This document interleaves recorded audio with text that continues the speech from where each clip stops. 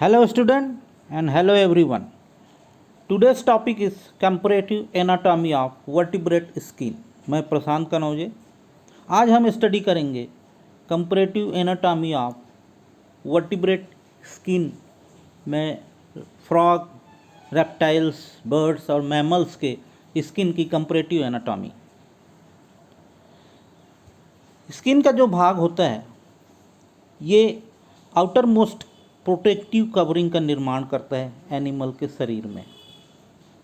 त्वचा जो होती है शरीर के बाहरी आवरण एवं सुरक्षात्मक आवरण का निर्माण करती है। और जो स्किन जो होती है वो आइस बॉल की कंजक्टिवा और ईयर ड्रम का एक्सटर्नल सरफेस भी स्किन का ही भाग होता है। इसके अलावा स्किन जो है माउथ की म्यूकस मेम्ब्रेन, रेक्टम का म्यूकस मेम्ब्रेन, नॉस्ट्रिल का म्यूकस मेम्ब्रेन, आईलिड्स के म्यूकस मेम्ब्रेन और यूरिनोजेनाइटल डक्ट में पाए जाने वाले म्यूकस एपिथेलियल ये भी स्किन के ही भाग होते हैं। और सभी वर्टिब्रेट्स की जो स्किन है वो बनी होती है सेम बेसिक प्लान में। उसका बेसिक प्लान क्या है? एपिडर्मिस और डर्मिस, दो लेयर पाई जाती है सभी के स्किन में।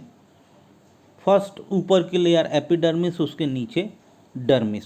इसको हम एक्सप्लेन कर चुके हैं स्किन एंड इट्स डेरिवेटिव्स वाले वीडियो में। तो चलिए देखते हैं। सबसे पहली स्किन है स्किन ऑफ एम्फीबिया और स्किन ऑफ फ्रॉग। एम्फीबिया की स्किन मॉइस्ट और लसदार होती है। इसमें कोई भी एक्सोस्केलेटन नहीं पाया जाता।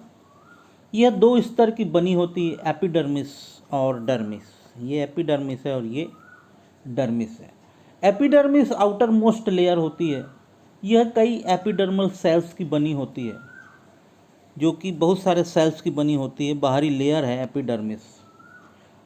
एपिडर्मिस का जो फर्दर डिवीज़न होता है वो दो लेयर में होता है, स्ट्रेटम कार्नियम बाहर की ओर और स्ट्रेटम मेलपिजी या स्ट्रेटम जर्मिटाइवम अंदर की ओर। ये स्ट्रेटम कॉर्नियम है बाहर की ओर और ये अंदर की ओर।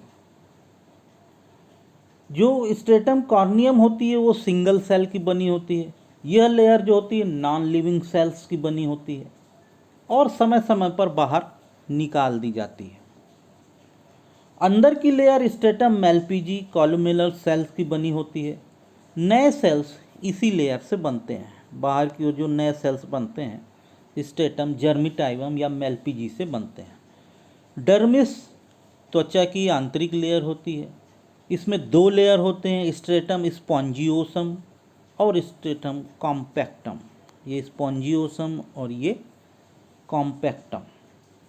स्ट्रेटम स्पॉन्जियोसम में कनेक्टिव टिश्यूज और ब्लड वेसल्स पाए जाते हैं तथा बहुत से म्यूकस ग्लैंड्स होते हैं।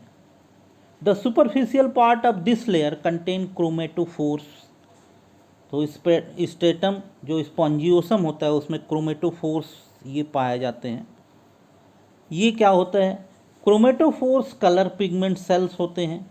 इसी के कारण फ्रॉग में स्किन में कलर बनता है। क्रोमेटोफोर्स तीन प्रकार के होते हैं। मेलेनोफोर्स जिसमें ब्लैक पिगमेंट्स पाया जाता है, लिपोफोर्स जिसमें रेड पिगमेंट्स पाया जाता है, तीसरा होता है ग्वानोफोर्स जो कि क्रिस्टल ऑफ ग्वानिन्स पाए जाते हैं। फ्रॉग अपने स्किन के कलर को बदल सकता है इसी क्रोमेटोफोर्स के द्वारा। स्ट्रेटम कॉम्पैक्टम डेंस कनेक्टिव टिश्यूज की बनी होती है तथा smooth muscles, fibres, nerve cells, blood vessels इसमें पाए जाते हैं। तो ये स्किन थी एम्फीबिया की। नेक्स्ट स्किन है स्किन ऑफ रेप्टाइल्स और स्किन ऑफ कैलोटिस। रेप्टाइल्स की जो स्किन है ये एपिडर्मिस, बेसमेंट मेम्ब्रेन व डर्मिस की बनी होती है। एपिडर्मिस, डर्मिस जो कि बेसिक प्लान है। एपिडर्मिस मोटी लेयर होती है जो स्ट्रेटम कार्नियम, स्ट्रेटम मेलपिजी की बनी होती है। ये स्ट्रेटम कॉर्नियम, स्ट्रेटम मेलपिजी ये दोनों मिलकर क्या बना रहे हैं? एपिडर्मिस का भाग बना रहे हैं। स्ट्रेटम मेलपिजी से एपिडर्मिस के नए सेल्स का निर्माण होता है। इससे नए सेल्स का निर्माण होता है। स्ट्रेटम कॉर्नियम थिक एवं ऊपर की ओर एक हार्ड रचना बनाती है जिसे हॉर्नी एपिडर्मल स्केल्स कहते हैं। ये है हॉर्नी एपिडर्मल स्केल्स। ये कौन बना रहा है? स्ट्रेटम कॉर्नियम ऊपर की ओर हार्ड स्ट्रक्चर है। Basement membrane fibres connective tissues की बनी होती है। डर्मिस पतली एवं 2 लेयर की बनी होती। बाहरी स्ट्रेटम स्पॉन्जियोसम तथा स्ट्रेटम कॉम्पैक्टम। तो डर्मिस में भी 2 लेयर्स पाए जाते हैं। अधिकांश स्किन की ग्रंथियां रेप्टाइल्स की स्किन में अनुपस्थित होती है। डर्मिस में मसल्स, नर्व एवं ब्लड वेसल्स का जाल पाया जाता है।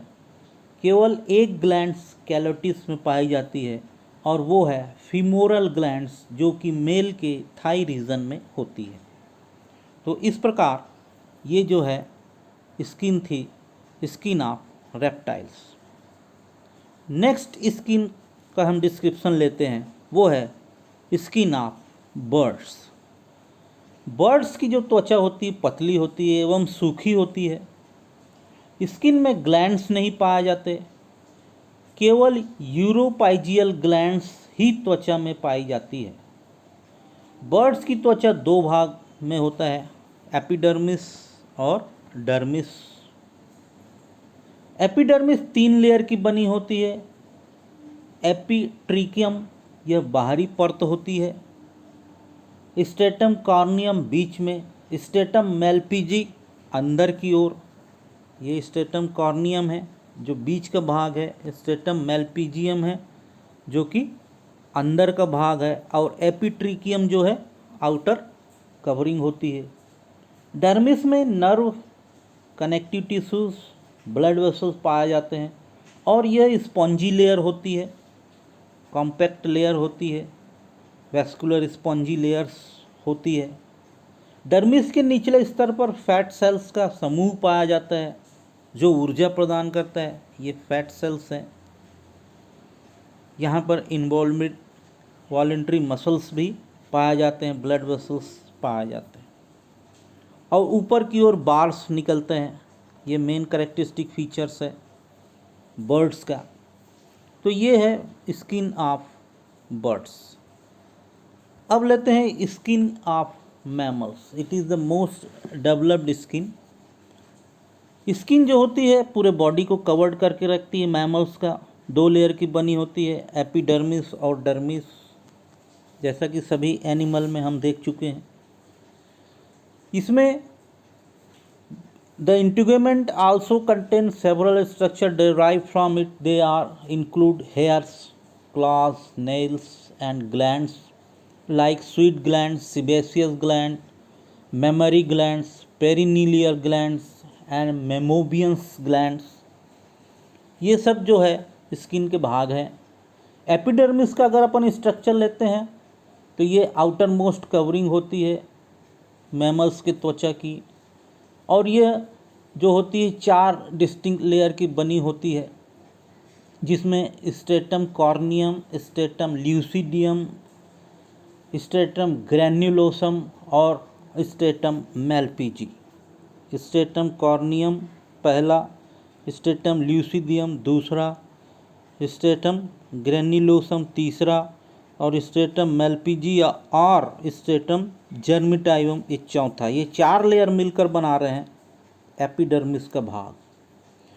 The stratum corneum is the outer most layer और ये डेड सेल की बनी होती है, वाटर प्रूफ होती है क्योंकि इसमें कैरेटीन पाया जाता है जो ऑयल प्रूफ, वाटर प्रूफ बनाता है और यह लेयर बार बार बाहर की ओर निकाल दी जाती है। सेकेंड लेयर स्ट्रेटम ल्यूसिडियम है जो स्ट्रेटम कॉर्नियम को रिप्लेस कर सकती है। स्ट्रेटम ग्रैन्युलोसम इस फॉर्म ऑफ ग्रैन्युलर सेल्स। ये ग्रैन्युलर सेल्स की बनी होती है स्ट्रेटम ग्रैन्युलोसम।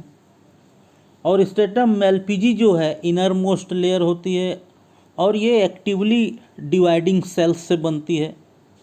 स्ट्रेटम मेलपिजी जो है एक्टिवली डिवाइडिंग सेल्स से बनती है और इसमें बहुत सारे न्यूट्रिटिव मटेरियल्स ब्लड वेसल्स के द्वारा लगातार लाए जाते हैं। रिसीव यह मेम्ब्रेन करती है।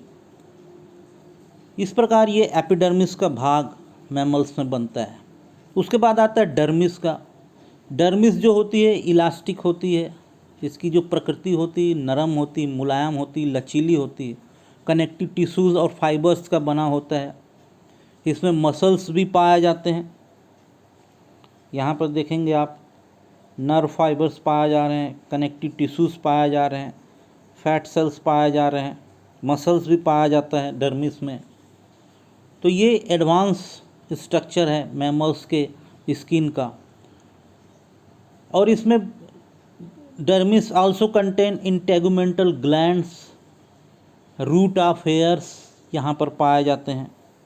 ये हेयर्स के रूट्स भी यहाँ पर पाए जाते हैं। तो हेयर्स क्या है? हेयर्स जो है, हेयर्स में entire body covered with hair, पूरा शरीर मेन कैरेक्टरिस्टिक फीचर है मैमल्स का कि हेयर्स ओनली एंड ओनली सिर्फ मैमल्स में पाए जाते हैं। और हेयर्स जो है एपिडर्मिस से डेवलप्ड होता है और ये एक्सोस्केलेटन के भाग का निर्माण करता है। इसमें दो भाग होते हैं, रूट और सैफ्ट। रूट जो होता है बल्ब लाइक स्ट्रक्चर बनाता है, इसको बोलते हैं हेयर बल्ब। ऊपर की ओर रूट पाया जाता है। और बेसल पार्ट जो होता है रूट का वो ट्यूब लाइक स्ट्रक्चर में बनता है आगे की ओर, जिसको हेयर और फॉलिकल्स कहते हैं। और ये आगे की ओर जाकर ऊपर एपिडर्मिस में ओपन होता है। इस प्रकार ये हेयर का भाग बनता है। इसमें सीबेसियस ग्लैंड्स भी पाए जाते हैं। ये सीबेसियस ग्लैंड्स हैं। ये क्या होते हैं? ये ब्रांच्ड क्यूटेनियस ग्लैंड्स होते हैं। कहाँ पर पाए जाते हैं? हेयर के साइड्स में फॉलिकल्स के रूप में पाए जाते हैं। ये हेयर के साइड में फॉलिकल्स के रूप में पाए जाते हैं।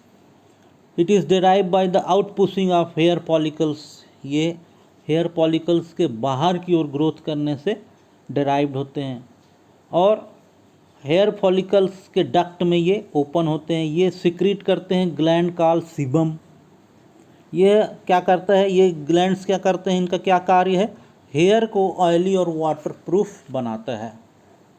उसी प्रकार पाए जाते हैं स्वीट ग्लैंड्स। ये भी इम्पॉर्टेंट ग्लैंड्स हैं। ये अनब्रांच्ड होती है, लॉन्ग होती है, ट्यूबुलर होती है और बहुत क्वाइल्ड स्ट्रक्चर होती है। इसको क्यूटेनियस ग्लैंड्स कहते हैं। It is derive from stratum germinativum. Stratum germinativum से डिराइव्ड होती है। Hence it is epidermal in origin. अतः ये एपिडर्मल ओरिजिन होती है। और ये बाहर की ओर स्किन आउटर सरफेस में ओपन होती है।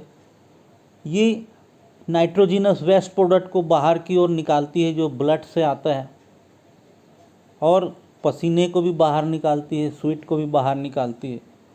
इस प्रकार sweet glands also help in regulate the body temperature.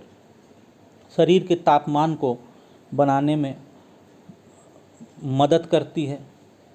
उसी प्रकार मेमोरी ग्लैंड्स पाए जाते हैं। ये मॉडिफाइड सीबेसियस ग्लैंड्स है और ये ट्यूब्यूल्स और एल्विलाई की बनी होती है मेमोरी ग्लैंड्स।